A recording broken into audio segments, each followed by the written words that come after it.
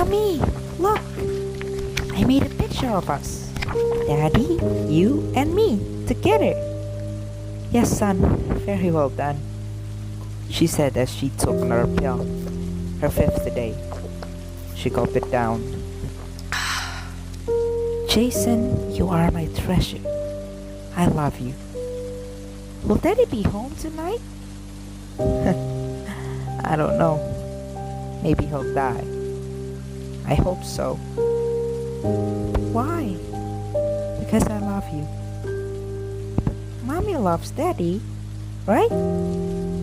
As soon as he said those words, she threw a plate right on his face. Anger rose through her eyes, and the little Jason trembles. Her mom was always mentally unstable, and he was always suffering. Don't say anything about your daddy.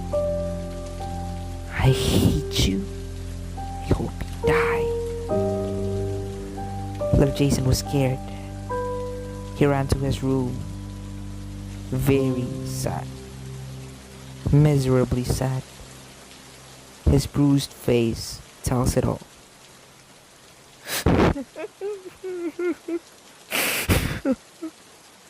Mommy hates me. Mommy hates me. Why? Why?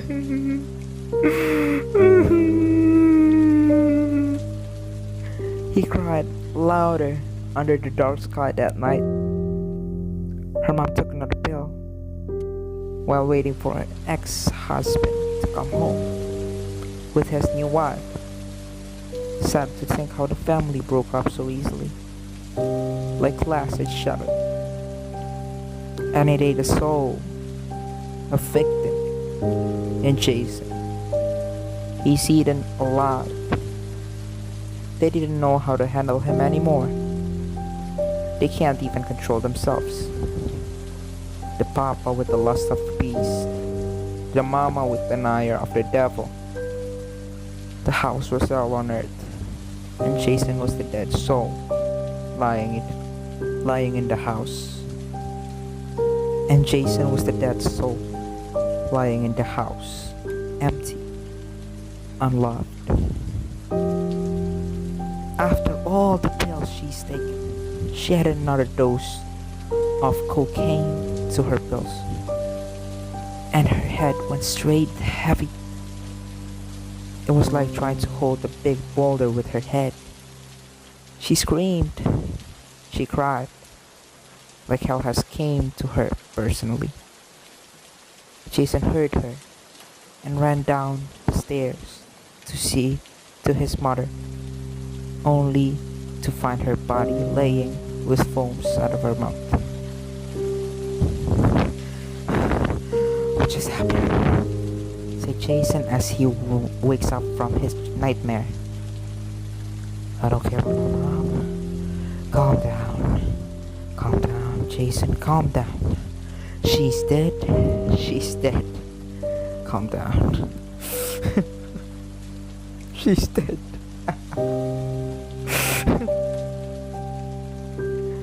Then he cried.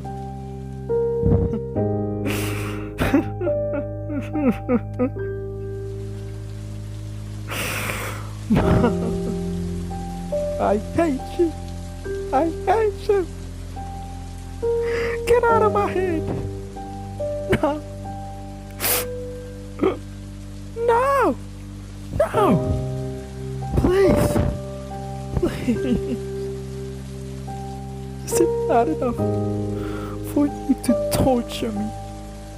It is not enough for all the things you threw on my face, scars in my heart, all the bruises, all the scars. Get out! I hate you.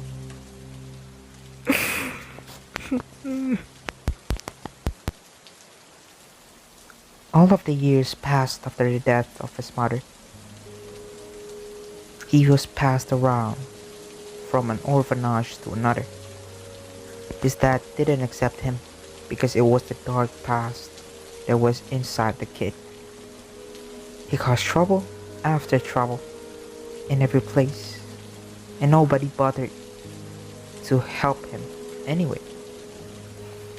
And so he ran away, stole anything that he saw in the orphanage, and went to the streets at night. There, he saw life the way he sees it until now. Sickening, heartbreaking, rapists running the streets, bodies laying down on a small alley. Guns were everywhere. People were scared. Gangs were around to find food and kill people. No such government project, or charity foundation, or anything that can understand life. This kind of life is the realest form. Life is as harsh as it can be, and it does not change. When he realized that, he knew that life is not going to be good for him, and he promised that he will live to wait for his death. Years after learning all of the evil tricks from people among the streets, he finally made a life for himself, being a parasite that kills people for life and money, hacking companies and robbing them for millions of dollars. He was evil, just robbing companies to bankruptcy, and nobody can stop him. But even with the money, he can't do anything. He didn't find life getting better. As his homies said, he did not understand. It still feels bitter, even after all the times he went through, even after the bonds he built with the drug cartel and the gangsters, even after millions of dollars he stole. He was not happy, and he didn't know why, till he's dead. Life after death is something weird. What happens after death is the question no logic can answer. Jason didn't care until his death teaches something to him. He feels like he wasted his whole life doing pointless things. He feels sorry for himself that he can't let it go, and all the memories were always lying behind his head. The death is way more complicated than he guessed. Maybe his death, only his death.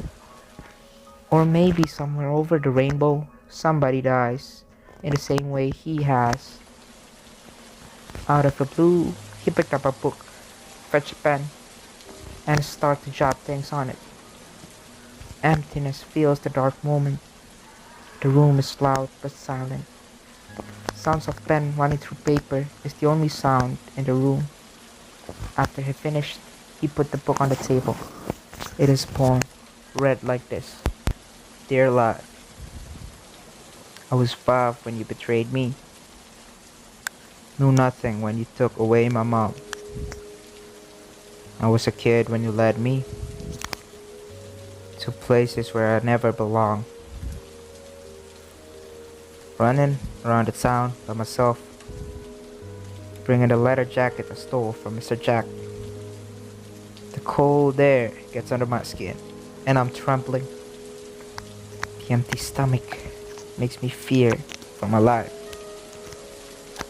I knew nothing when he showed me the other side of this evil world, the one hidden behind the sunshine, crazy dark little secret that the world keeps.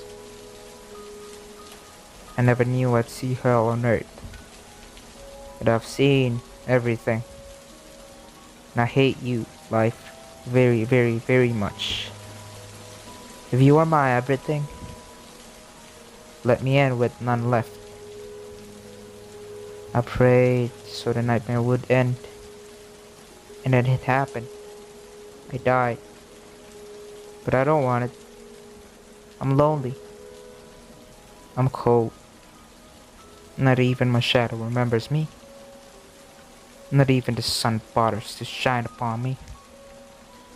Nobody passed by me, not even one. Under the rain, I cried. Under the sun, I suffered. Is it my fault, or is it yours? Or you just want it that way, to never let me die? Suffer all the time, live in the miserable afterlife. Dear life, I hate you. Then he takes a gun from his cupboard, fill it with bullets. He goes downstairs, pull out his body that he put in the fridge. I hate you. He muttered to his dead body. He cried and cried and cried. Sound effect tembakan.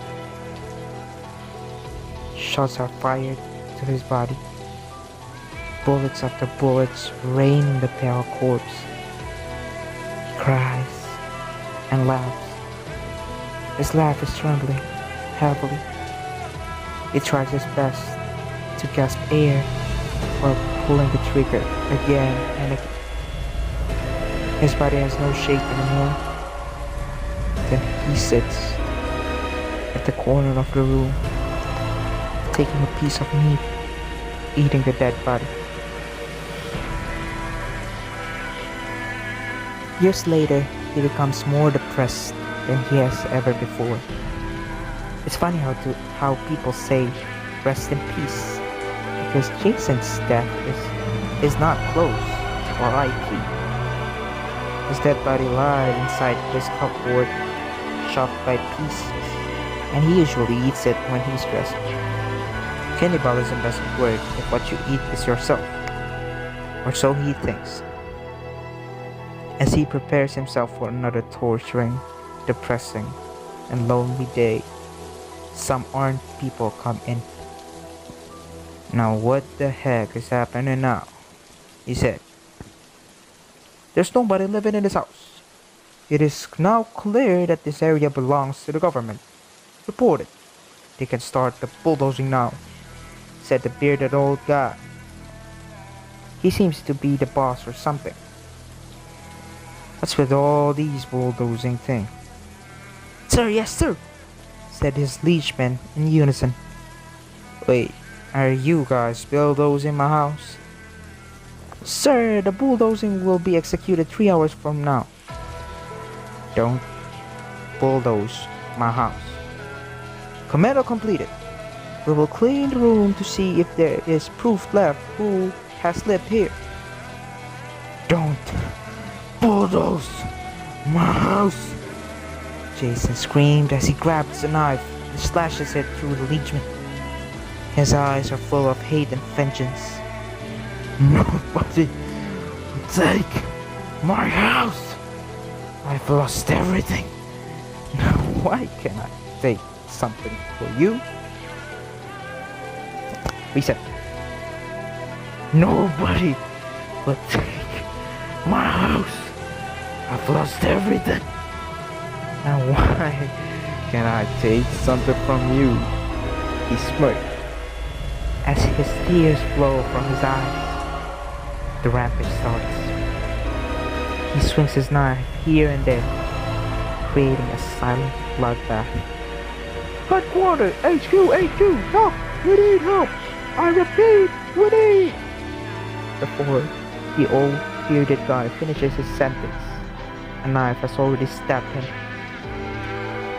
The room is filled with the fragments of blood, corpses laying on the floor as they lie to their end of life. Jason has never felt a feeling. His mind says he is crazy. His heart says that he is a monster. But he somehow feels like a hero. He finally sets those souls free after all. I don't even know killing would taste good. Like this. How many more men should I kill today?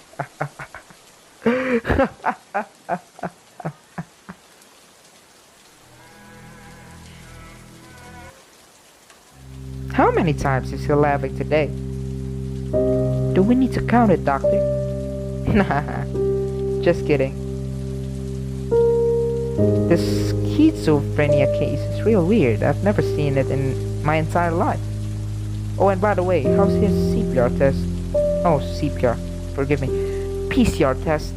Oh, unfortunately, the test is positive, doc. That's sure bad for our numbers, right? Does he have any close relatives here? Colleagues or friends or families or something? No, doc. He has not been in touch with social interaction in the last recent years. Some people maybe know him, but they are not relatives or colleagues. Good then. Let's just bury him. Everybody, Codex 2! Prepare your protective equipments. Let's turn down this number and help Trump to get our own paycheck. Let's get rich, everybody!